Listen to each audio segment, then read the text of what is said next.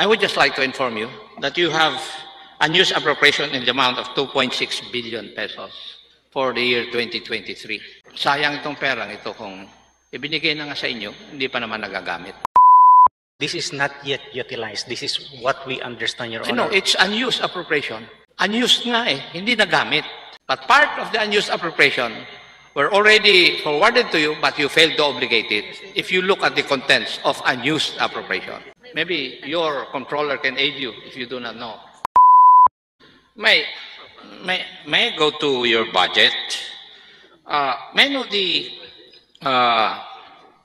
unused appropriation of the PNP, the Bureau of Fire Protection, and the Bureau of Jail Management and Penology?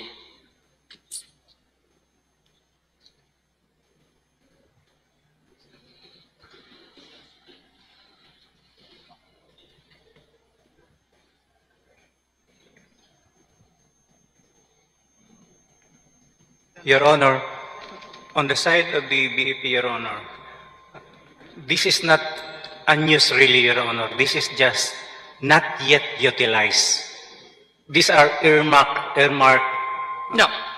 According to our records from the Department of Budget and Management, you have unused appropriations. It's either the appropriation was issued to you, or the appropriation was issued to you, but you failed to obligate it. Yun ang contents ng unused appropriation.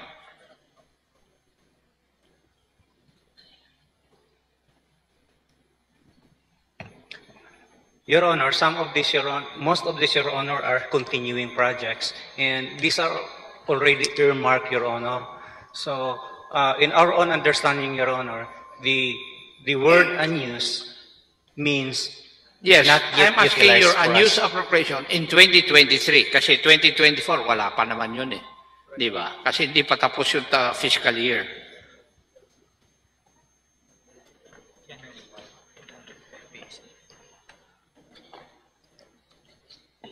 May I ask our team, Your Honor, then I'll get back later, Your Honor. Can we do that? I would just like to inform you that you have unused appropriation in the amount of 2.6 billion pesos for the year 2023. Sayang itong perang ito kung ibinigay na nga sa inyo, hindi pa naman nagagamit. Your Honor, we understand, Your Honor, this is not yet utilized. This is what we understand, Your Honor. No, it's unused appropriation. Unused nga eh, hindi nagamit. But part of the unused appropriation were already forwarded to you, but you failed to obligate it if you look at the contents of unused appropriation. Maybe your controller can aid you if you do not know.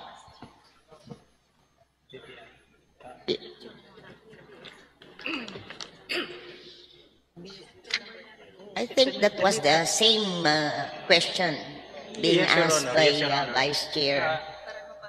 Ang iba kasi nito, Your Honor, is late releases na siya. So, ang pagkakaintindi namin, Your Honor, sa unused na word is to be utilized pa lang siya. Hindi talaga totally unused, Your Honor. I think you have a wrong connotation of unused appropriation. Kasi, if you look at the DBM books, you will find out that unused appropriations would be composed of unreleased appropriation and unobligated allotment. Your For Honor, the Bureau of Fire Protection, you have about 2+ billion of unused appropriation. Yes, Your Honor, that's correct, Your Honor. As That reflected is why I'm asking, bakit nagkakaroon kayo ng unused appropriation? Samantalang dapat gastusin po ninyo ito eh. Hiniling po nyo ito noong 2023. Your Honor, is it okay, Your Honor? Is it that the ASEC for the DILG on Finance Administration will answer this? Because this is the anyway, that we have been I only using, have Your a Honor. few seconds. Can you submit to this representation your explanation insofar as this? Okay, issue kindly is concerned. submit your explanation to the Yes, Your Honor. Committee on Appropriation, copy furnish the Office of the Honorable. Thank you, Your Honor. Madam Chair, I only have a few seconds, as I can see from the time there. I would just like to inform the PNP that they have an unused appropriation of 2 billion. For BJMP, they have 1.9 billion. Ang lalaki pong pera ito na dapat gamitin po ng ahensya po ninyo. Hiniling po ninyo, binigay naman sa budget, pero hindi naman nyo nagagamit. Tapos, nandito kayo ngayon, hihingi uli ng budget. Pero, baka next year, ganito rin po ang report na mababasa ko. Hindi po ba? Okay, maybe get an answer from the PNP chief. That's really true, sir, no? And actually, sir, we're trying to obligate all po yan. Malaki po doon is our new building. And I will agree with you, sir, but it will be constructed this year. We put it a multi-year contractual po kasi it's a 3-year plan or 2-year plan ang ginagawa po natin. So rest assured po na matatapos po namin yung unobligated na pera po namin. Thank you.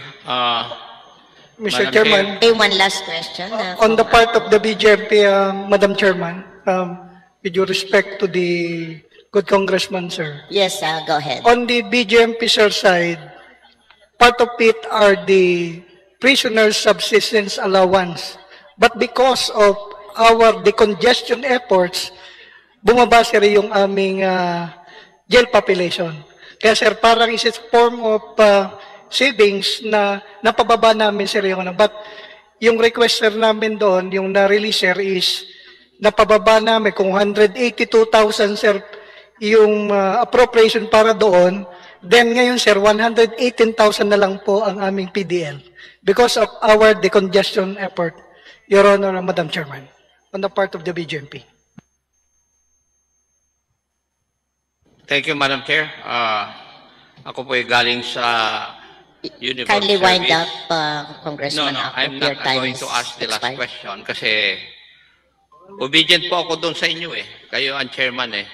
In the same manner that I expect that you be obedient when you appear in my committee also, Madam Chair. So I will ask my questions maybe if I'm still around in the second round. Thank you, Madam Chair. Umani naman ito ng iba't ibang reaksyon mula sa ating mga netizens. Ayon kay Arnel Blanco, ang dahilan kung bakit hindi pa yan nagalaw yung budget, Your Honor, kasi hindi pa sila nagkakasundo kung paano nila yan paghati-hatian. Pahayag naman ni Roel Kayabyab, obviously na ibubulsa nila yan, dapat zero budget ang ibigay sa kanila. At ito naman ang saloobin mula sa ating kababayan na si Ron Artes, PNP, BFP at BJMP kanya-kanyang bulsahan, kaya hindi umuunlad ang Pilipinas dahil dito. Mga kababayan, feel free to comment below para maglabas ng saloobin sa balitang ito.